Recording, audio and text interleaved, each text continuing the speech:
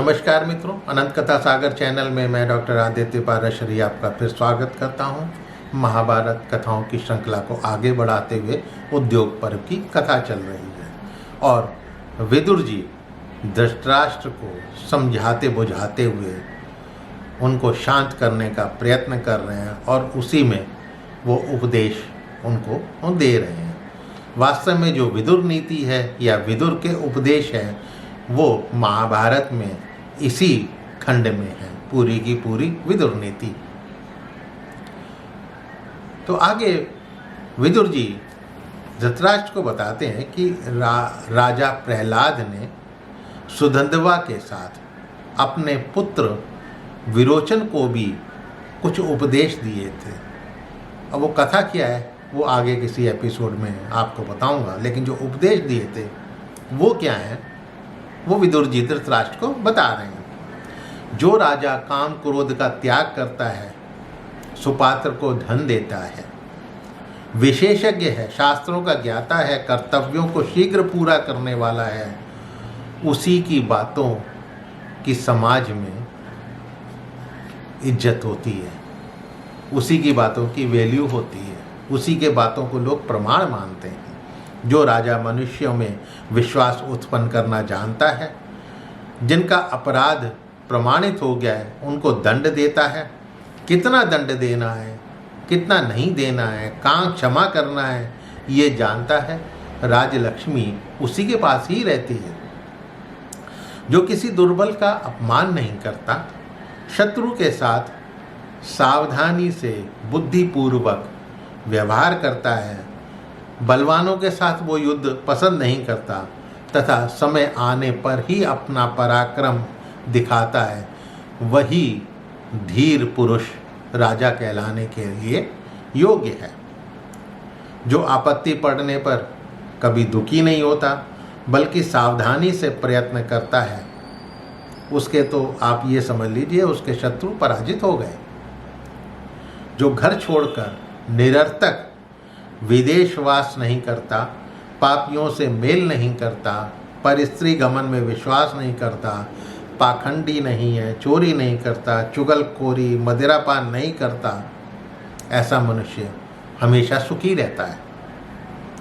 जो उतावली तथा क्रोध में धर्म, अर्थ तथा कार्य का आरंभ नहीं करता, पूछने पर यदि आप उससे कुछ पूछें तो वास्तविक यथार्थ ही बताता है, मित्र के लिए झगड़ा पसंद नहीं करता, आदर ना आने पर क्रोधित नहीं होता और उस समय वो अपना विवेक नहीं खो देता, दूसरों के दोष नहीं देखता, सब पर दया रखता है, असमर्थ होते हुए किसी की जमानत नहीं देता, बढ़ चढ़कर बोलता नहीं, समाज में वो सब जगह आदर पाता है।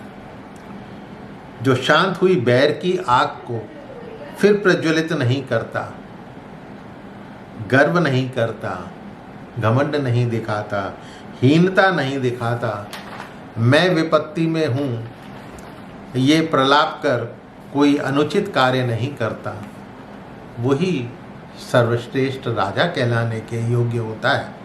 जो अपने सुख में प्रसन्न नहीं होता और दूसरों के दुख में खुश नहीं होता, दान देकर पश्चाताप नहीं करता, वो सदाचारी कहलाने के योग्य है।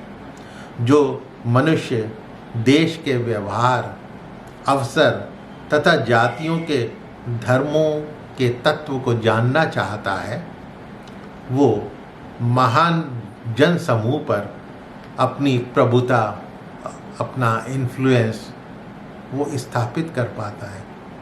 जब तक आप किसी जनजाति में जाकर उसके आचरण को, उसके छोटी छोटी बातों को, धर्म के तत्वों को, उनके व्यवहार को आप नहीं जानेंगे तो आप लीडर नहीं बन सकते। ये मैनेजमेंट का भी उसूल है। जो बुद्धिमान दंभी, मोह, मत्सर्य, पाप कर्म, राजद्रोह, चुगलखोरी, समूह में बैर और पागल मत वाले दुर्जनों से विवाद छोड़ देता है, वही श्रेष्ठ है। इन तरफ ऐसे लोगों से कोई विवाद करने की ज़रूरत नहीं है, उनको आप एक तरफ को कर दीजिए। जो अपने बराबर वालों के साथ विवाह संबंध करता है, मित्रता करता है, व्यवहार तथा बातचीत करता है, हीन पुरुषों के साथ नहीं, वही श्रेष्ठ कहलाता है। जो अपने आश्रितों को बांटकर थोड़ा ही भोजन करता है, अधिक काम करके भी थोड़ा सोता है, मांगने पर जो मित्र नहीं है उन्हें भी वो मांगने पर धन दे देता है, तो उससे अनर्थ जो हैं वो हमेशा दूर रहते हैं। तो विदुर जी आगे कहते हैं, हे धृतराष्ट्र, राजा पांडु के जो 5 पुत्र हैं वो इंद्र के समान शक्तिशाली हैं। वो आपकी आज्ञा का पालन करते रहे हैं। अभी तक आपने जैसा कहा, आपके कहे अनुसार वो कष्ट पाते रहे हैं। उन्हें न्यायोचित राज्य का भाग देकर, उनका अधिकार देकर आप अपने पुत्रों के साथ सुख भोगें। मैं तो आपसे यही चाहता हूँ। तो मित्रों, इस एपिसोड में केवल यहीं तक। आगे मैं फिर बताता हूँ कि धृतराष्ट्र जो हैं इतनी बातें सुनकर भी संतुष्ट नहीं हुए। क्या कहते हैं अगले एपिसोड में। तब तक के लिए नमस्कार। हाँ, मेरे चैनल को सब्सक्राइब करना मत भूलिएगा और अपने इष्ट मित्रों से इसको शेयर अवश्य कीजिएगा।